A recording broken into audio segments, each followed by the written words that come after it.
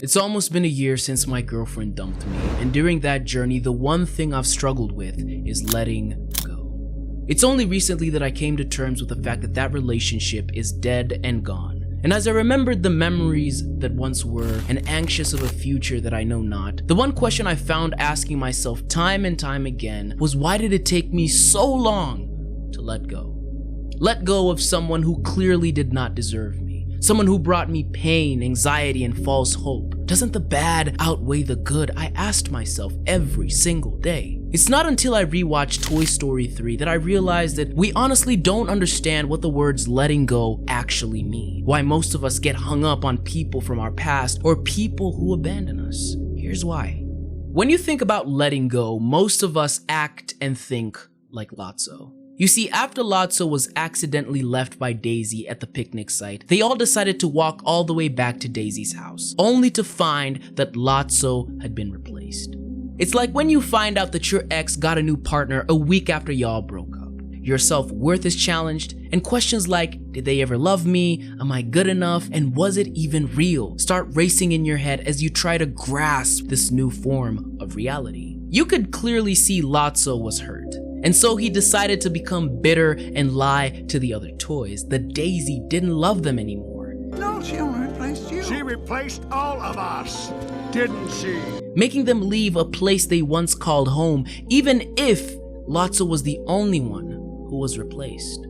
That is called projection. Lotso walked away with bitterness and resentment in his heart. And fast forward to his reign at Sunnyside, it showed because he turned Sunnyside into a prison rather than a shelter for discarded toys.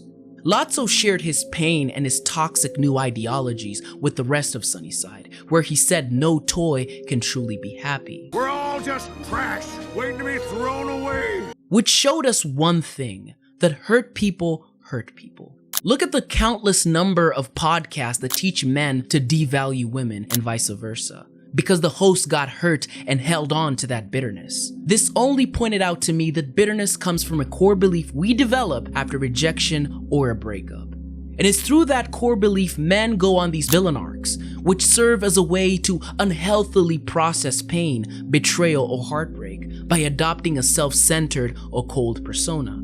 Where women, on the other hand, pursue their hoe phase, which to them serves as a way to regain confidence, explore independence, or cope with the emotional aftermath of trauma.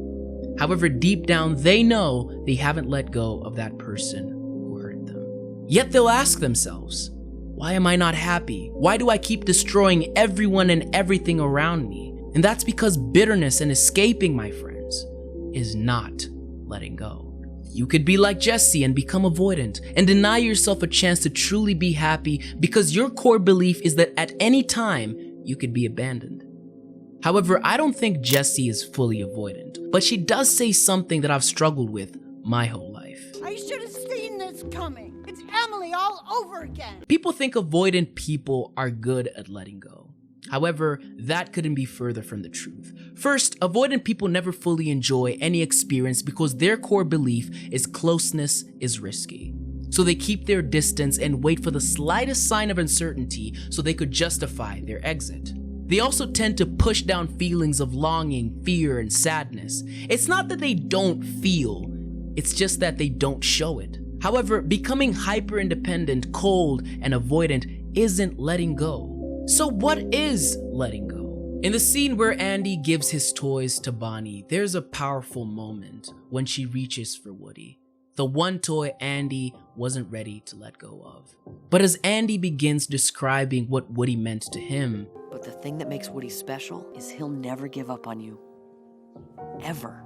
Something shifts. He realized that Bonnie needs Woody more than he does. By putting those feelings into words, he understands that his time with Woody has come to an end. Woody and the rest of the gang gave Andy an incredible childhood, filled with memories, adventure, and comfort. Letting them go wasn't about losing them. It was about passing those memories forward.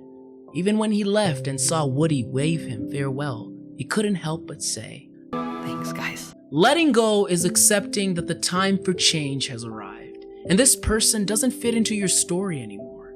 It's appreciating the good memories you shared with them, but understanding that they were unreconcilable differences that led to the end of the relationship. However, if it was toxic or it ended in a toxic manner, try practicing forgiveness. They say forgiveness is more for you than them, because forgiveness evicts people who are bound in our hearts together with the bitterness and anger we hold, so we can have room for new, better experiences. It might look like catching yourself when resentment rises and gently reminding yourself, you don't carry that anymore. Remember, the good book says in the book of Psalm 34:18, "The Lord is close to the brokenhearted and saves those who are crushed in spirit." So you're gonna be okay. So, never base your identity on pain and learn to let go, just as Andy let go of Woody with an open heart. Because if you don't, you'll lose your identity, which will lead to a life filled with misery and failure. How, you may ask? I actually discussed that in this video here. Thanks so much for watching. Don't forget to like, subscribe, and comment. May the Lord heal you, and always remember to keep trekking, fam. Peace out.